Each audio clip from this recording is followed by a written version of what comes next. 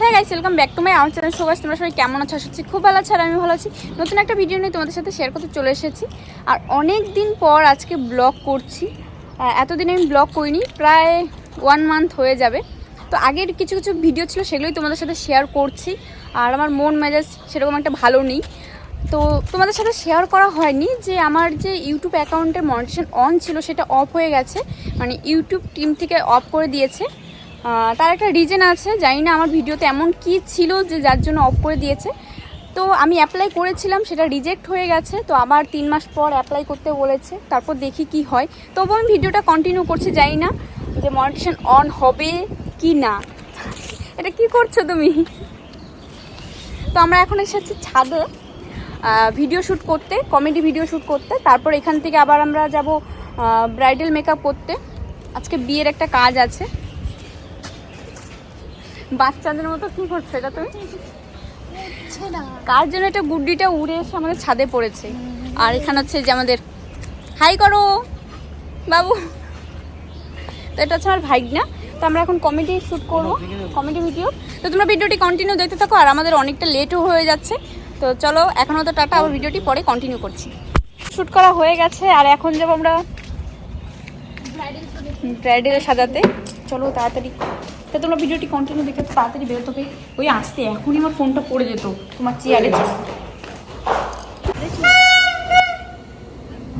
আমাদের যে ব্রাইডের লোকেশন ছিল এই রেলগেটটা পার করে আমাদের যেতে হবে। আমরা যে কয়বার এই রেলগেটটা পার হয়ে গেছি ততবারই আমরা এই রেলগেটে আটকা পড়েছি, এবারও পড়েছি।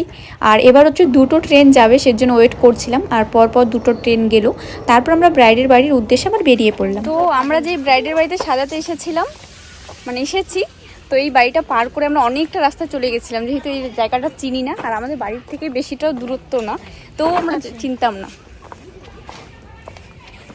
আমি তো এখানে থাকি না, আলাদা ব্যাপার। তুমি তো থাকো, বলো, তাও চিনতে পারো নি।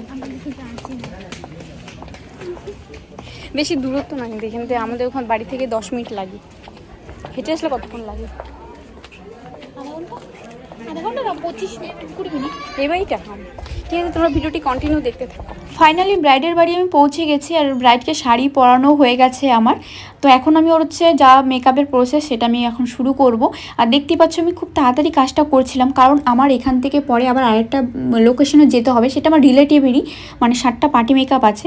আর এখানে দেখতে পাচ্ছ কত ভিড় হয়ে গেছে, প্রচুর মানুষ দেখতে আসছে মেকআপ। কাজটা করতে আমার প্রবলেম হচ্ছিল ঠিক, কিন্তু কাউকে কিছু তো বলতেও পারছিলাম। তো যাই হোক, আমার বেস মেকআপ কিন্তু কমপ্লিট হয়ে গেছে। তারপর আমি কলকা শুরু করেছিলাম আর খুব তাড়াতাড়ি আমি কাজটা করছিলাম। তোমাদের কেমন লাগছে প্লিজ কিন্তু তোমরা কমেন্ট করে জানাবে, আর অবশ্যই কিন্তু আমার চ্যানেলটাকে সাবস্ক্রাইব করে নেবে। এই ব্রাইডটা ছিল আমার মুসলিম ব্রাইড, আর এখানে হচ্ছে ওর ফাইনাল লুক কমপ্লিট হয়ে গেছে। যেখানে আমি পার্টি মেকআপ করতে যাবো সেখান থেকে বারবার ফোন আসছে যে দিদি কখন আসবে কখন আসবে। তো যাই হোক, ফাইনাল লুকটা এখন তোমরা দেখে কমেন্ট করে অবশ্যই জানাবে।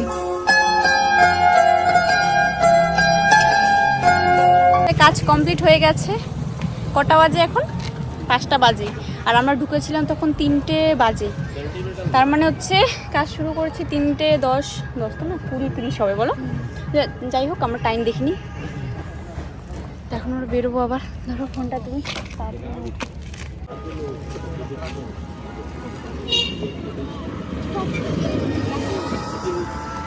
আর এখানে হচ্ছে দিদিদের জন্য ফুল নিয়েছি।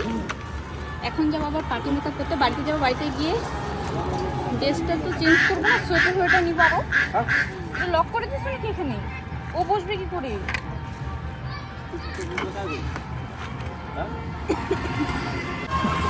তো এখান থেকে যাবো ধরো আবার হচ্ছে কোথায়? ময়নাগুড়ি বাইপাস। ওখানে যাবো দিদি বাড়িতে, কারণ দিদিরা সাজবে। আর পার্টি মেকআপ আছে 4টা, তো ওটাও দেখে যদি শেয়ার করতে পারি, যদি টাইম পাই তাহলে, নয়তো না। তো যাই হোক, আমরা বেরিয়ে পড়ি আর পরে আবার দেখা। যখন আমরা যাচ্ছিলাম তখনও 2টো ট্রেন পেয়েছি। হ্যাঁ, 2টো ট্রেন গেছে।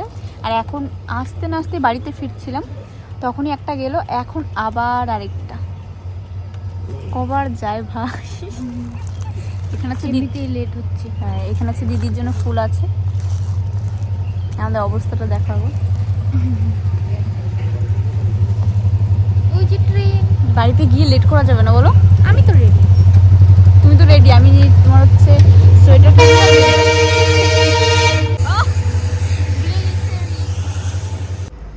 তো বাড়িতে আসলাম একটাই রিজনে, সোয়েটার নিলাম। আমি আরেকটা সোয়েটার পরে নিয়েছি, আবার চাদর নিয়েছি, সেটা হচ্ছে গাড়ির ডিগ্গিতে আছে। প্লাস আমি একটা শাড়ি নিয়েছি, কারণ দিদি বলছে বারবার আমাদের বিয়ে বাড়িতেও যেতে হবে সেজন্য। তো যাই হোক, দিদি বারবার করে ফোন করছে, আমরা বেরিয়ে পড়ি। আসো, টাটা, পরে কথা হবে এবার।